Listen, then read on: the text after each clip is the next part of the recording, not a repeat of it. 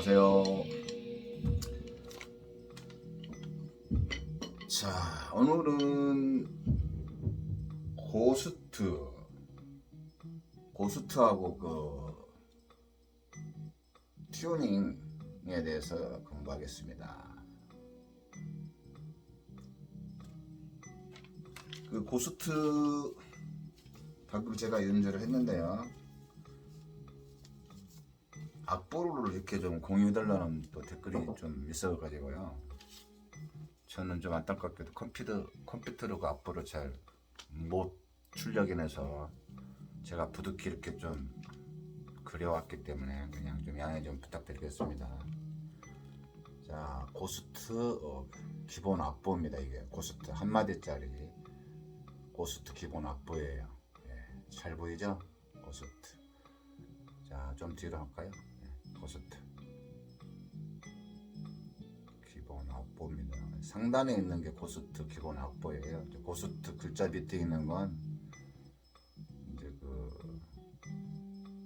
샌드 페블즈의 나 어떻게, 그게 대표곡이거든요. 리듬 패턴이 고스트로 되어 있어요. 나 어떻게. 그 아래 빨간 줄로 그어서 이렇게 음표로 그려놓은 건 나 어떻게 처음 드럼 나갔을 때 그거예요. 두두둥 두둥 두둥 두둥 두두두둥 그거 내가 참고로 이제 그려놨으니까 좀 필요하신 분은 그렇게 참고하시면 될 것 같고요. 중요한 건 고스트 기본 리듬 스케일입니다. 이게 리듬 스케일. 위에 게 산울릴 거예요. 이거 킥 더블로 이렇게 밟아주시면 돼요. 두 번씩 킥은. 그리고 위에 고스트 이렇게 처리해 나가시면 됩니다. 이 정도 악보 보여드리면 되겠죠, 그죠?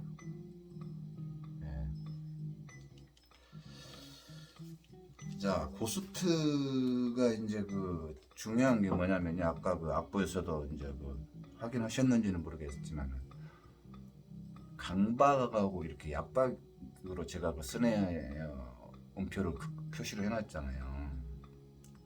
강양 약강 이렇게 지금 스네어 쪽에 표시가 되어 있는데, 저 학원에서는 제가 다닐 때 학원에서는 고스트를 이렇게 강과 약을 분명히 구분해서 쳐라 이렇게 강사님한테 배웠어요.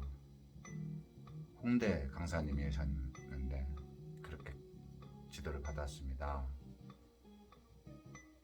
강박을 치고 가면서 고스트 부분에서는 들릴 듯 말 듯 들릴 듯 말 듯 약으로 약박으로 처리를 해야 고스트 본연의 비트 맛이 난다 이렇게 배워가지고 저는 습관화가 그렇게 되어 있습니다. 그래서 악보를 그렇게 제가 그려놨어요. 강양 약강 이렇게. 그래서 고스트 부분에서는 항상 약박으로 처리를 저는 합니다. 약박, 앞전에 말씀드렸지만은 약박이라고 해서 그냥 이렇게 스네어 이렇게 툭 누른다거나 이렇게 대고 간다든가 이러면 안 돼요. 그냥 살짝 누른다든지 이렇게 약박이니까 이렇게 대고 가면 안 되고 분명히 알맹이 소리가 나야 돼요. 약박도 소리가 탱 하고 나야 됩니다. 알맹이 소리가 탱 나야 돼요. 탱. 살아있는 알맹이 소리로 최대한 적게 처리를 해주는 게 약박이에요. 그래서 앞전에도 말씀드렸지만은 강박보다 약박 처리가 제가 힘들다고 분명히 말씀을 드렸고,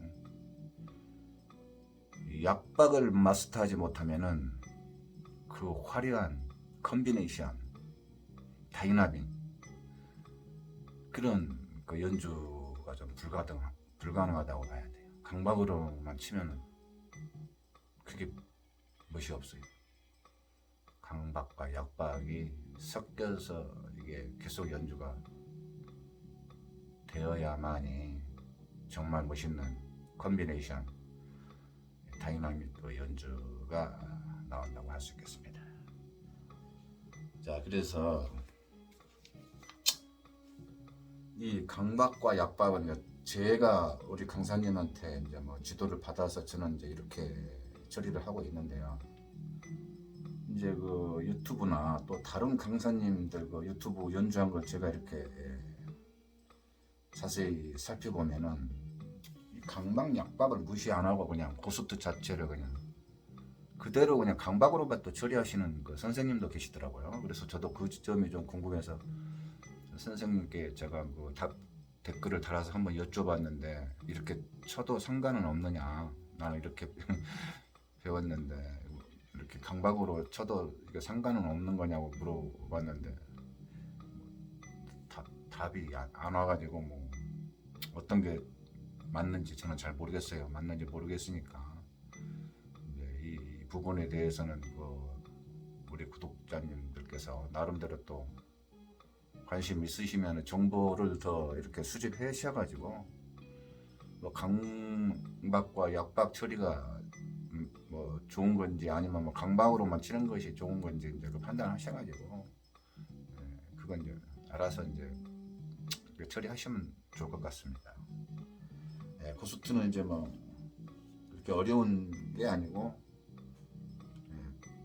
8분하고 16분이 이렇게 지금 그 섞여 있잖아요. 앞부분은 8분, 뒷부분은 이제 16분으로 두 개를 쪼개서 치는 거기 때문에 뭐 그렇게 썩 어려운 비트는 아니에요.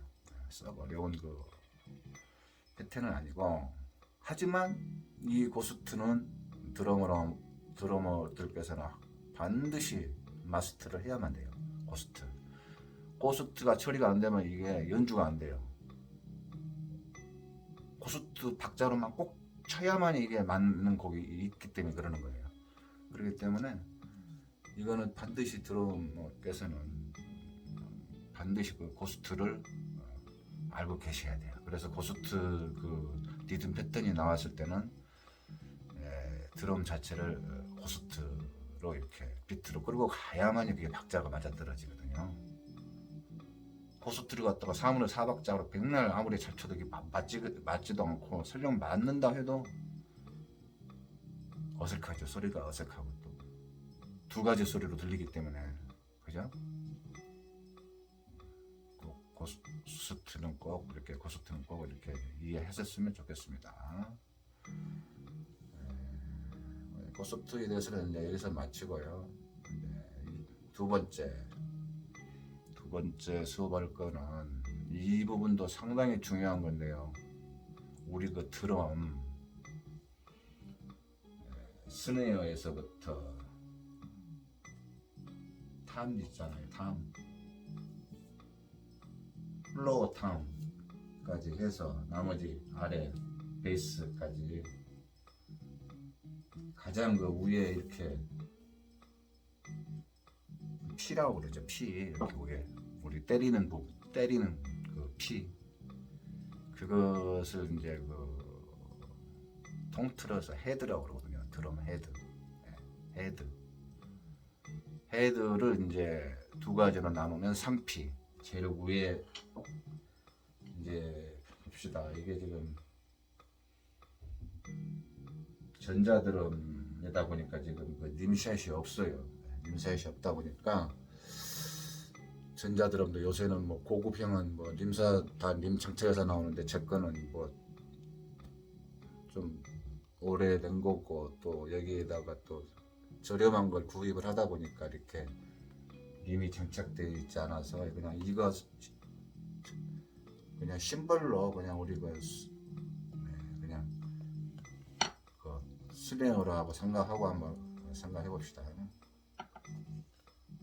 자, 우리가 이제 드럼을 이렇게 연주하다 보면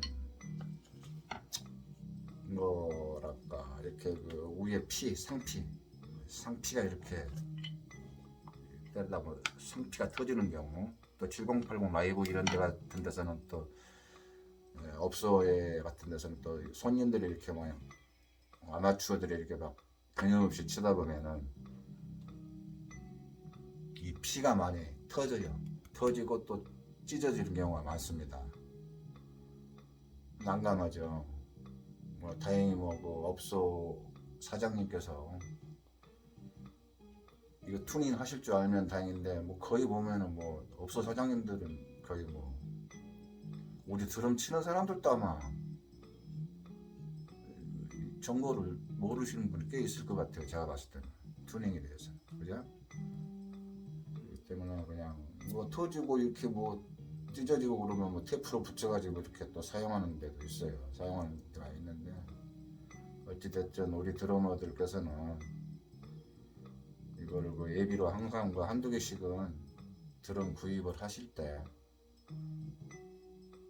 그 판매하는 데서 좀 여비로 좀 이렇게 얻어 오시든지 서비스로 아니면 구매를 하시든지 해서 항상 비축을 해놓고 혹시라도 문제가 생기면 그 투닝 피 정도는 피정 다른 부분은 몰라도 피 정도는 드럼 연주하시는 분들이 직접 이렇게 튜닝을 좀 하시는 게 좋지 않나 싶어서 제가 이렇게 영상을 올리게 되었습니다. 주로 이 피는 이제 뭐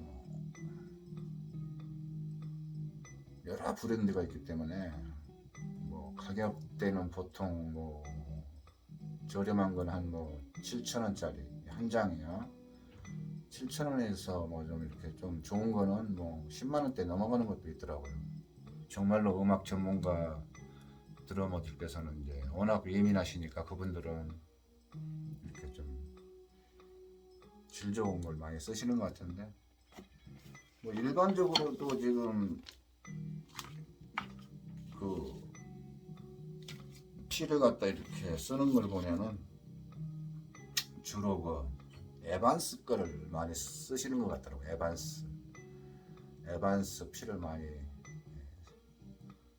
쓰시는 것 같고 에반스 게 좀 이렇게 뭐랄까 텐션 자체 텐션도 상당히 좋고 좀 이렇게 견고하다고 해요. 에반스 피가요. 그렇기 때문에 그 이제 뭐 피 그 브랜드는 이제 드럼 연주 하시는 분들께서 이제 종로 2가 낙원상가 그 파고다공원 뒤에요. 파고다공원 바로 뒤에 서울 종로 2가 낙원상가 2층 3층 가면 많이 있으니까 가격대라든가 재질이라든가 그런 부분들을 이제 잘 살펴보시고 결정하시면 좋을 것 같아요. 이 피가 각 브랜드별로 다 소리가 달라요. 이렇게 그 튜닝을 해서 쳐보면은 물론 그 스네어 자체 뭐 그 재질에 따라서 소리도 다르겠지만 이 피를 있잖아요. 피를 어떤 걸 쓰느냐에 달라서 스네어 소리가 또 상당히 또 이렇게 차이가 많이 나요. 그래서 또 어떤 분들은 스네어를 갖다가 저렴한 스네어를 구입을 하고 드럼을 구매할 때 저렴한 스네어를 세팅을 해가지고 이 헤드 있죠. 헤드 피를 갖다 아주 또 이렇게 좋은 걸로 또 이렇게 쓰시는 분들도 계시더라고요. 그러니까 그거는 이제 그렇다는 거 참고만 하시고요. 자, 두 번째는 이 피를 상피 위에 있는 걸 보고 상피라고 또 아래에 부착되어 있는 걸 하피라고 그러거든요. 근데 뭐 하피는 뭐 밑에 있으니까 때리질 않으니까 사실 뭐 망가질 일은 극히 드물잖아요. 그죠? 망가질 일은 극히 드물기 때문에 하피는 뭐 구입할 필요는 없지 않나 저는 그렇게 생각해요. 사실상 생각하고 상피만 이렇게 드럼을 이제 구입하실 때 그쪽 그 매장 사장님께 잘 말씀드려서 서비스로 좀 이렇게 여유분으로 더 얻어보시든지 아니면 뭐 안 된다 그러면 뭐 사와야죠. 또 구매를 해서 한두 장씩 최악 없어도 한두 장씩은 비축을 해 놓으시는 게 좋을 것 같아요. 위에 거 상피반이요. 하피는 뭐 특별히 뭐 교체할 일은 없지 않나 저는 그렇게 생각이 듭니다.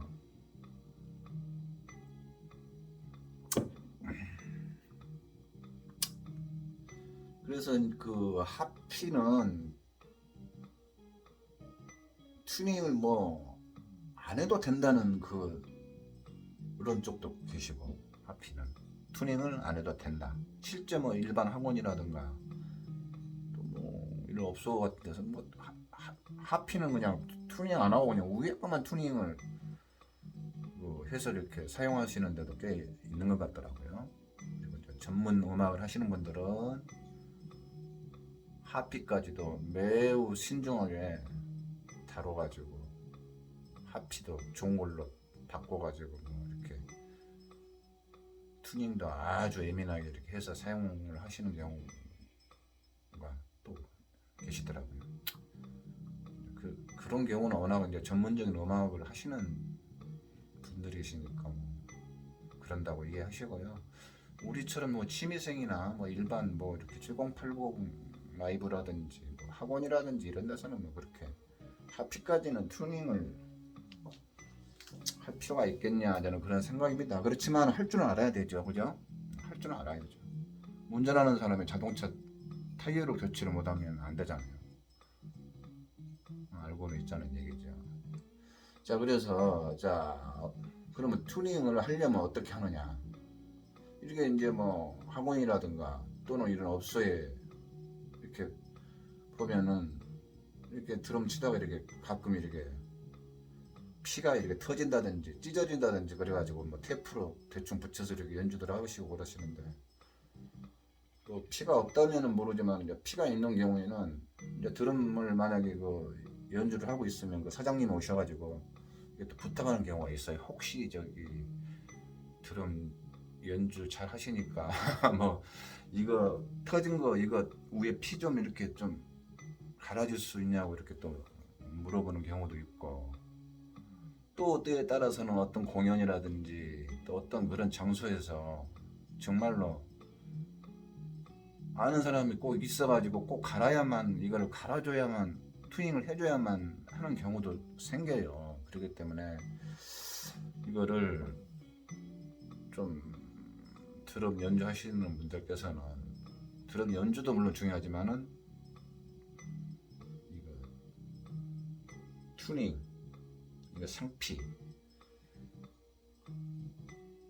튜닝 정도는 꼭 우리가 기본적으로 알고 있는 게 좋을 것 같아서 제가 이 영상을 오늘 올리게 되었습니다. 부족하지만 그냥 우리 참고로만 이렇게 배우는 취지로 좀 이렇게 공부하자고요. 자, 이렇게 이제 남원성가 가시면 이제 드럼 매장에 가면 이제 튜닝 키잖아요. 키 아시죠? 뭐 드럼을 구매하면 이렇게 뭐 몇 개씩 줄 거예요, 아마. 이렇게 지금 현재 드럼 세트 어디엔가는 이게 또 걸려 있는 것도 있을 거예요. 이게 드럼 튜닝 키. 자, 이게 이제 우리 스네어 드럼이라 생각하고요. 자, 이렇게 가장자리 테두리에 보면은 쇠로 이렇게 림이 있지, 림. 왕관 모양 원형의 은색 쇠가 있죠. 그게 이제 림이거든요. 그 림 옆에 보면 이제 이렇게 각 샤프트가 다 이렇게 있어요. 샤프트가 이렇게 딱 있어요. 샤프트. 그 샤프트 위에 보면은 이렇게 풀고 조이는 너트가 있잖아요. 샤프트 위에마다 다 있죠. 그걸 일단 다 이렇게 이 튜닝 키로 다 풀어요. 풀게 되면은 은세 왕관 태가 이제 빠지겠죠. 이렇게 빠지면 이제 피만 남죠. 그 피만 이렇게 걷어내면은 이제 뭐 안에 이제 텅 비어 있는 거죠, 그죠? 노즐만 있지, 노즐 이렇게 스네어에 한해서는 노즐 안에 있고. 자, 그런 다음에 이제 교체하고자 하는 피를 다시 여기다 얹고 반대 순서로 림을 다시 씌웁니다. 씌워가지고 이때 림을 씌울 때 이 테두리가 골고루 잘 끼워졌나를 잘 보셔야 돼요. 떠 있는 상태에서 조이면 안 되잖아요. 자, 이렇게 해서 림을 끼운 다음에 자, 이렇게 위아래를 그냥 손으로 편안하게 조여지는 데까지 그냥 조여주세요. 위 조이고 아래 조이고 또 옆에 좌우, 이렇게 좌우.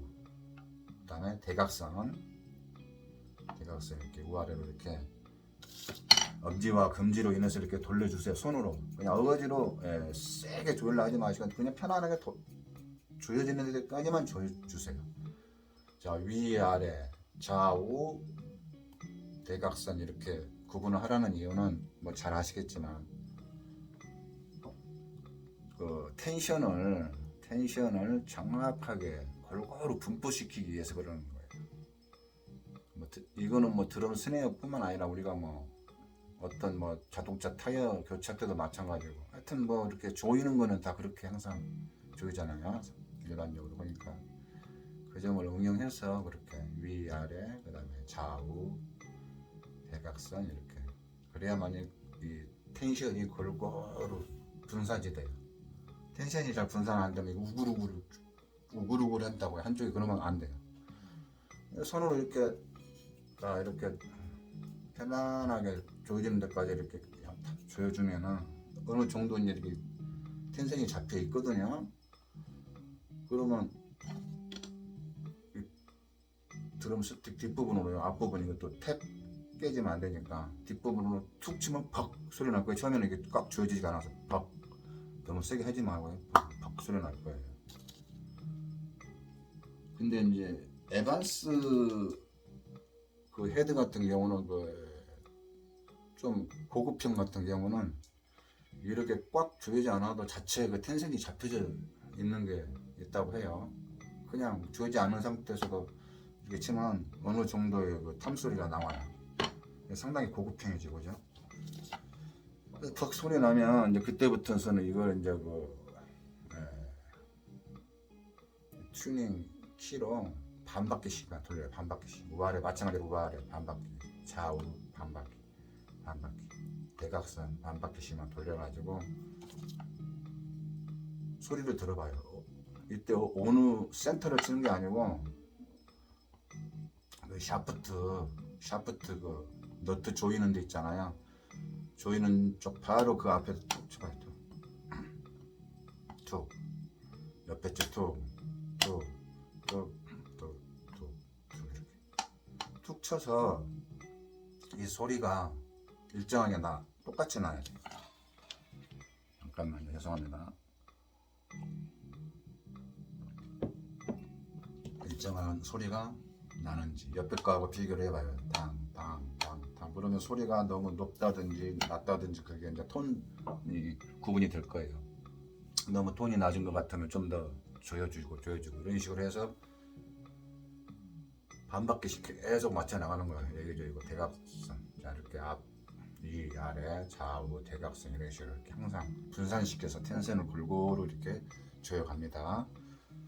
조여가가지고 항상 이 끝으로 이렇게 조인 부분에 그 샤프트 있는데 샤프트 바로 그 앞에 퉁 소리를 들어봐요. 퉁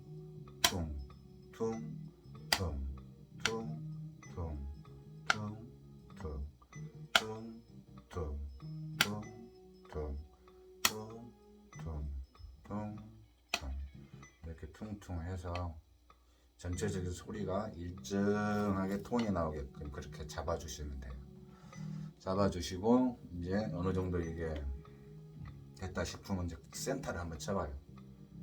센터를 센터를 툭툭 쳐서 이제 내가 원하는 소리가 나오는지 다 연주자마다 이제 뭐 성향이 다르기 때문에 자기가 좋아하는 그 소리가 있어요. 스네어도 톤이 있기 때문에 자기가 그 좋아하는 소리가 나올 때까지 그렇게 해서 튜닝을 해 나가면 될 것 같아요.